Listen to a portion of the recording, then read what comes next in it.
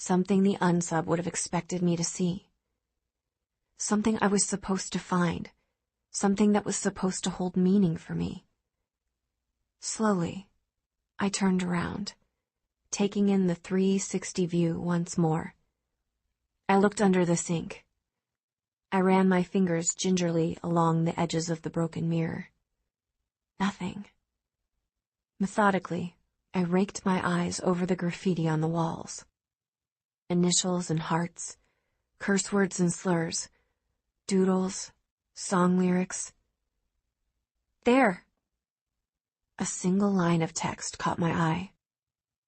At first, I didn't even read the words. All I saw were the letters, not quite cursive and not quite print. The same hyper-stylized handwriting as on the cards that came with each black box. For a good time. The sentence cut off there. Frantically, I ran my finger over the wall, sorting through text, looking for that handwriting to pick up again. Call 567-3524. Guaranteed. A phone number. My heart skipped a beat, but I forced myself to keep going, up and down the walls of the bathroom, looking for another line. Another clue. I found it near the mirror. +1. Cola and Thorn. Cola and Thorn? The more I read, the more the unsub's message sounded like gibberish. Cassie? Agent Locke cleared her throat. I ignored her. There had to be more. I started at the top and went through all of the graffiti again. Once I was sure there was nothing else, I walked out of the bathroom to get some air. Locke, Dean, and Sloan had been joined by Agent Briggs. We need you to make another appearance outside, Cassie. Agent Briggs clearly considered that in order. The unsub's not there, I told them. The FBI thought that by bringing me here, they'd been laying a trap for my killer, but they were wrong. The unsub was the one laying a trap for us. I need a pen, I said. After several seconds, Briggs gave me a pen. Paper? He removed a notebook from his lapel pocket and handed it to me. The unsub left us a message, I said. But what I really meant was that he'd left me a message. I scrawled the words onto the page, then handed it to Briggs. For a good time, call 567-3524. Guaranteed +1. Cola and Thorn. Briggs lifted his eyes from the page to meet mine. You're sure this is from the unsub? It matches the cards, I told him. The way my name had looked in the killer's script was burned into my mind. I'm sure. To them, the cards were evidence, but to me, they were personal. Without even thinking about it, I reached for my cell phone. What are you doing? Dean asked me. I pressed my lips into a firm line. Calling the number. Nobody stopped me. I'm sorry. The number you have dialed is not in service. Please try your call again later. I hung up, looked down at the floor, then shook my head. No area code, Sloan said. Are we thinking D.C.? Virginia? Maryland? That's 11 possible area codes within a 100-mile radius. Starman's. Agent Briggs was on his cell phone immediately. I'm going to read you a telephone number. I need you to try it with every area code within a 3-hour driving distance of this location. Can I see your phone, Cassie? Sloan's request distracted me from Briggs's conversation. Unsure why she wanted it, I handed her my phone. She stared at it for a minute, her lips moving rapidly, but no sounds coming out.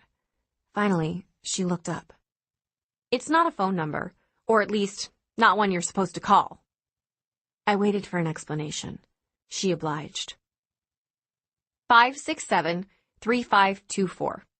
On a telephone, 5, 6, 3, 2, and 4 each correspond to 3 letters on the keypad. 7 is a 4-letter number.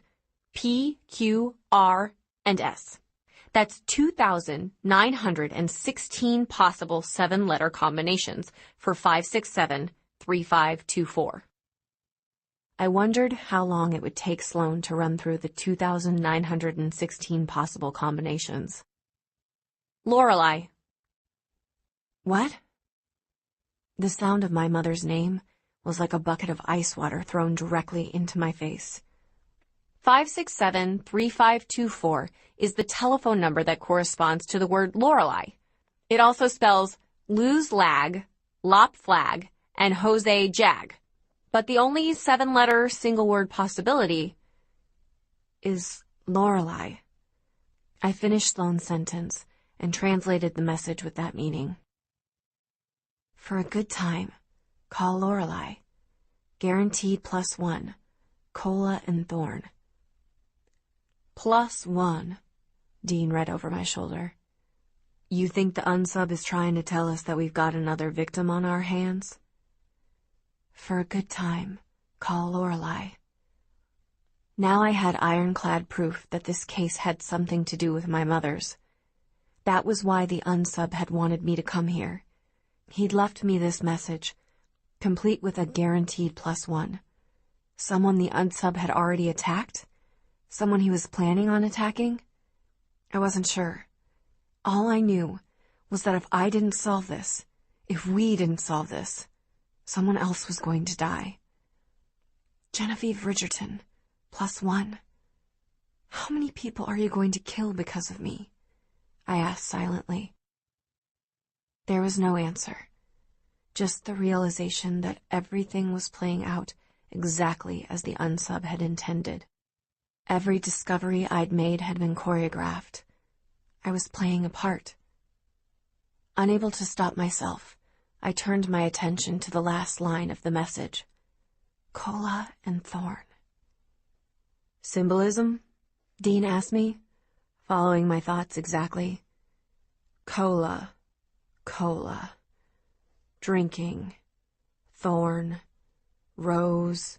Blood. An anagram? Sloane had that faraway look in her eye, the same one she'd gotten the day I met her, kneeling over a pile of glass. Ankh onto lard. Hot nodal narc. Land rand hook. Oak land north. North Oakland, Dean cut in. That's in Arlington. For a good time, call Lorelei. Guaranteed +1. North Oakland. We need a list of every building on North Oakland, I said, my body buzzing with a sudden rush of adrenaline. What are we looking for? Briggs asked me. I didn't have an answer. A warehouse, maybe, or an abandoned apartment. I tried to focus, but I couldn't quite rid my brain of the sound of my mother's name, and I realized suddenly that if this killer knew me half as well as he thought he did, there was another possibility. For a good time, call Lorelei. The dressing room. The blood. I swallowed. I'm not sure, I said. But I think you might be looking for a theater.